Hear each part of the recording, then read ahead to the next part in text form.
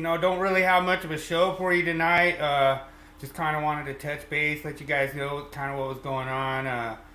James's mom has been hospitalized for cancer, and we've been having her in our prayers. They've tried to do some operating on it, and they're trying to get her up and walking today. Um, it's been kind of a tragic thing that happened. We're really praying that she, at least, tries to recover from this. We're not sure yet exactly, what's going to happen. So James has been spending time with her and in the hospital and trying to get her back walking. Um, so I kind of wanted to just come on here. Really appreciate everyone joining us every week. It's really awesome having just letting you guys know we do have a new NEC for Dummies group up. So if you guys noticed, for some reason, I don't know why, our group just disappeared. So we made a new one. I redid the miss way better. I put in the thumb rules this time. So there's a whole bunch of new stuff out there. I really don't have much material tonight. Like I say, the myth of the week I thought was pretty good, so we'll kind of go over that a little bit. So if you guys don't know, the proposals for 2026 actually closed. The public comment phase actually closed today. So I doubt that you have any chance to get any more in. I think they closed at 5 p.m. Eastern today. I don't quote me on that. Not exactly sure. It's just going off memory. But I got one of the public inputs that I submitted was to add definition of sleeve, and that's kind of going into like my myth of the week this week. I won't do the music or anything like that, but basically what we ran was a true false question. If you had to worry about conduit fill when you're using a conduit as a sleeve, and the answer is you do not. And so that's why I thought it was important to add as a definition for 2026. So we'll see if that goes through. I'm kind of hoping it does, because I think it would be kind of a valuable thing. So the myth this week was true or false on a conduit sleeve being required to be used, have conduit fill. And so the answer is no. You can load it as much as you want with cables or anything like that, as long as it's only complete on one side. So we do this a lot in industrial, where we terminate to like a cabinet, and then we come out of the cabinet and then we hit like a cable tray. And so in that case, that would actually not be a raceway, that would be a sleeve. So you're actually just sleeving the cables from the enclosure to the cable tray. And that kind of comes into like the job spec. A lot of times you have these cables that are either required to be supported every 4 foot, and a lot of times out in the gas and oil and stuff, you're supposed to have no more than 4 foot, either outside the cable tray or unsupported or different stuff like that. So it's important that we do this. And honestly, I don't think you would get much more than probably 65-70% of raceway fill. I actually tried. I did a experiment where I tried to see how many number 12s I could get in a 3/4, and I think 25 was as many as I could pack in there before it was like you started having to use soap and stuff like that. I mean, you probably could have got more than 25 in there, but it was real tight at 25, and I think 60% was 24. So it was like I could go like one conductor over 60% was what I found. So this kind of interesting to kind of get it out in the open and do that kind of stuff. But like I say, I really appreciate everyone joining every week, and we have a brand new NEC for Dummies group going.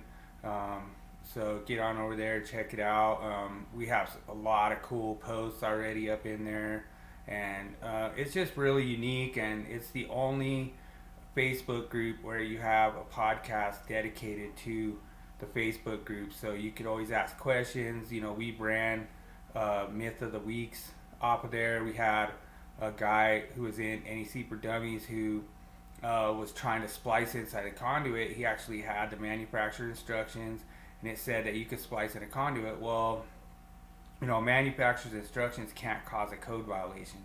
So it was pretty interesting, but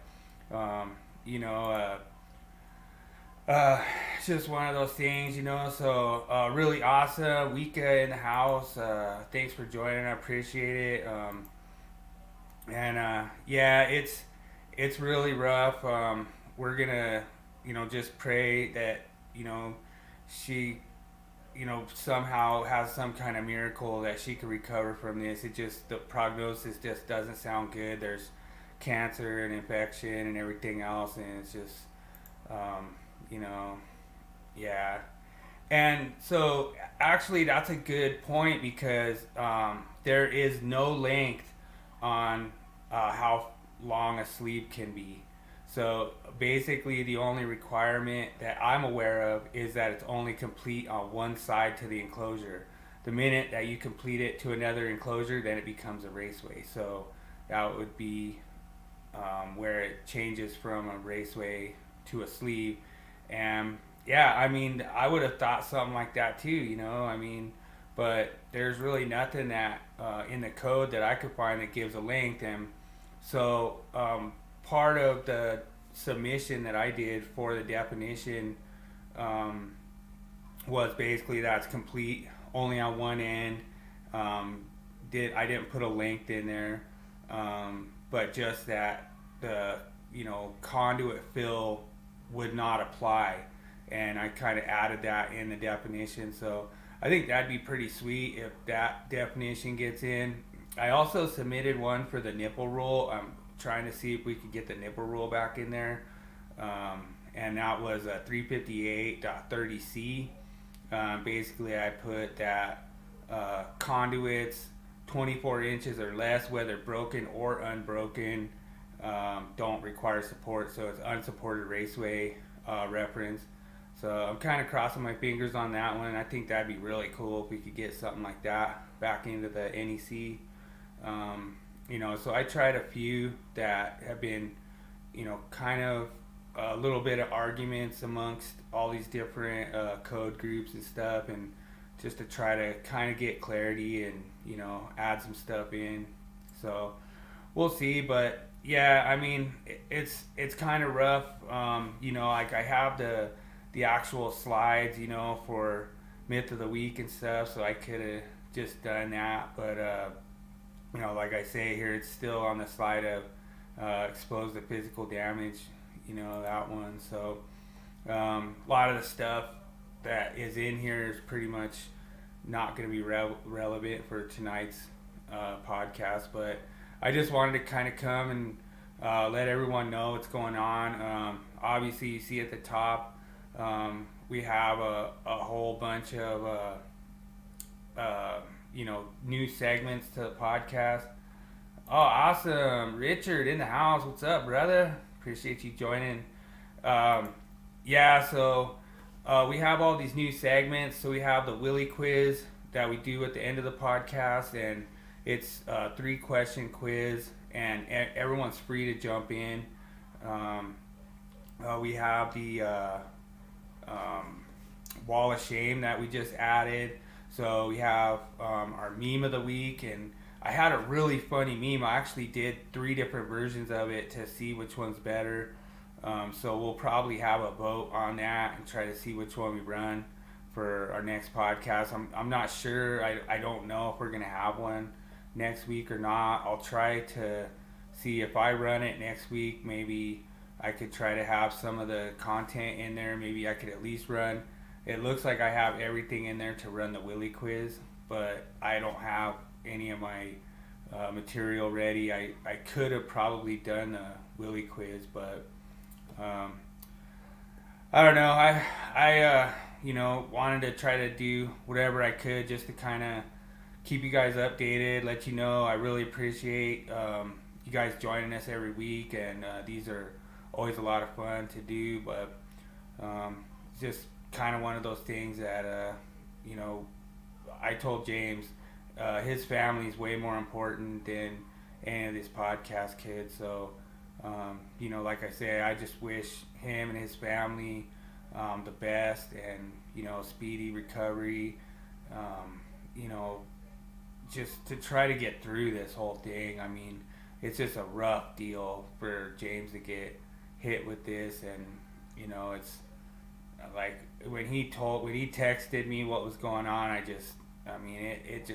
made my heart sink, because I just kind of knew what he was going through, and it's just really hard to see someone that you love in that situation, and so I just really cross my fingers. I appreciate everyone else out there that's praying for the Stall Cubs through this whole thing. So appreciate you guys joining every week, and like I say, sorry to cut it off short. And wow, Jeremiah, wow, I haven't seen you here. Yeah, and I appreciate that, Jeremiah. That's awesome. I'll definitely let him know.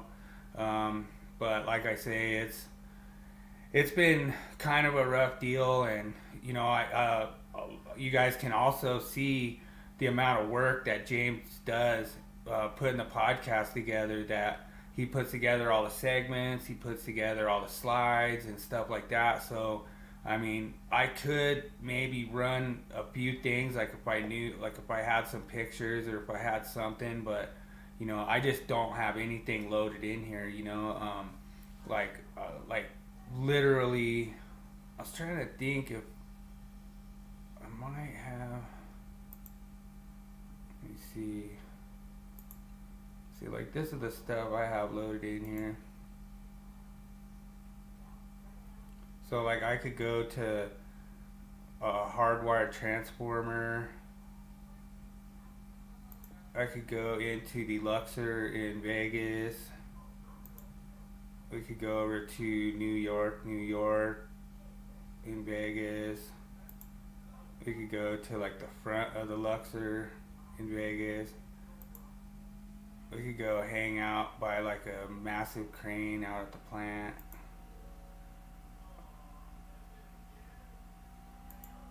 Or then this is like where like my studio's at, where I have like my grand piano and all my stuff. So I have a few things in here. We could go hang out downtown Old Arvada. So that's like all the stuff that I have like loaded in here. So I don't really have much, but it's just been really awesome to have everyone, the support and everything from all the different people that I've come up with, and we've always tried to bring good content every week, and it's just a lot of fun to do these. So appreciate everyone joining in, and we'll try to get something together for next week, and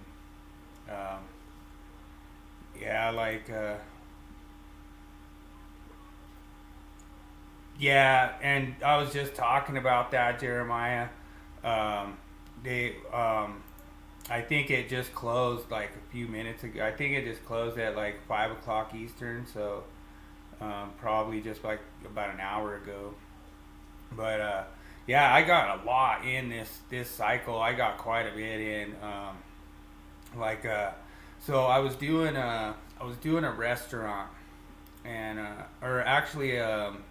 there was actually a few jobs I was doing, but one of them was a restaurant with an Ansel control system, and the prints showed us putting the panel on a GFCI breaker, and when I questioned it, they're like, oh yeah, it's code, it has to be on GFCI. So I'm like, okay.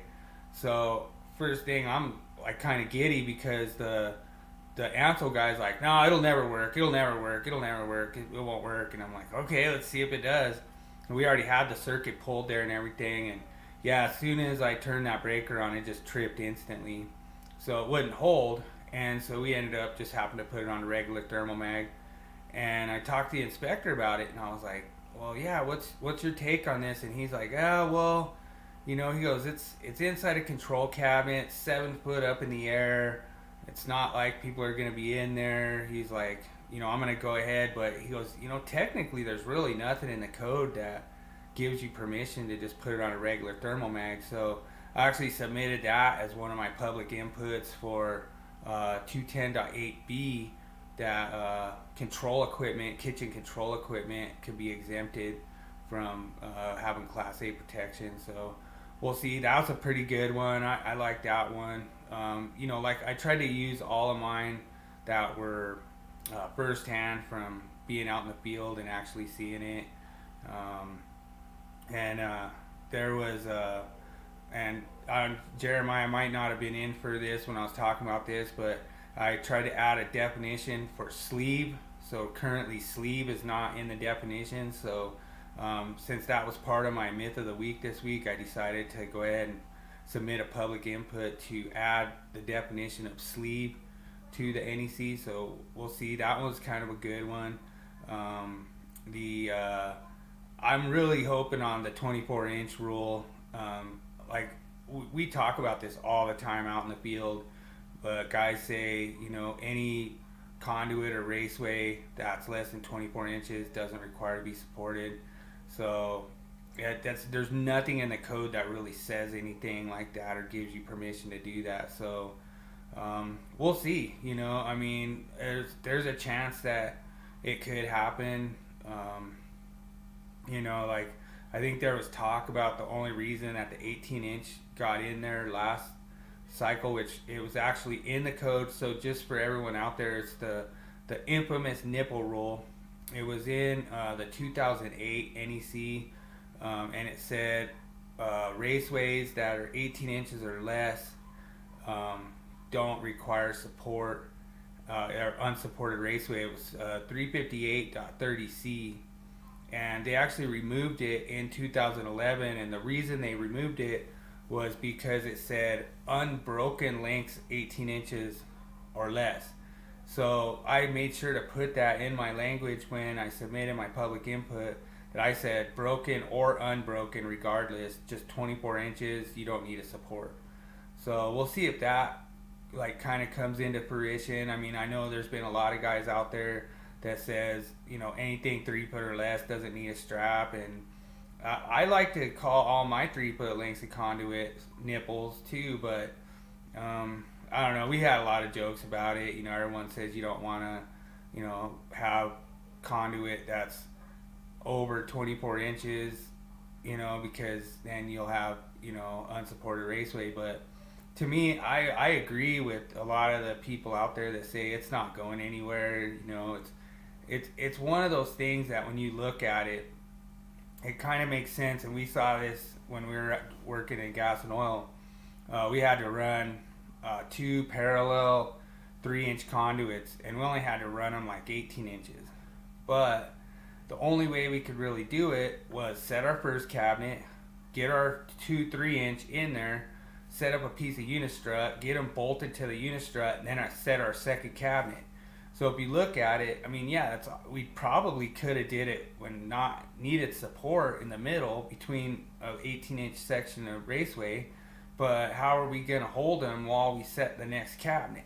So it was kind of one of those things that I saw, and I was like, well, we could, by using the support in the middle, we were able to level them out. We were able to, get our cans set, get our marks good, get them punched, and then have all our enclosures nice and level and straight. And so it kind of, it benefits you to kind of use that conduit support. Not saying that it's actually needed, but if you look at the code language, it says must be securely fastened within 3 feet, and the only way to comply with that language is to add a conduit support. So we'll see. I'm kind of hoping that one passes. I've been crossing my fingers a little bit on that one, because I think it would be cool just to have something in there that kind of clarifies. So we'll see. But I really appreciate everyone joining every week. Means a lot, and like I say, we'll try to bring you a good episode next week. I'll try to see if I could get maybe James to kind of yammer on a little bit, and maybe get a nice 2-hour one next week. But we'll see what happens. We've been having a good time doing these, doing the Willie quiz, doing the Wall of Shame, doing the memes, stuff like that. So if you guys have a chance, go ahead and jump into the NEC for Dummies group. And like I say, we got so many irons in the fire. I have the Willie Jackerson Experiment podcast, and then I also have the Willie's Mile High Metal. That's on Spotify. It's a playlist, the best playlist out there. I think it's like 13, 14 hours of music right now. So just keeps growing. I just keep getting more. And so we're building it, and we're going to just keep doing it. So really appreciate you guys joining. And, like I say, try to get you something better for next week. And we'll go ahead and sign off. So appreciate you guys.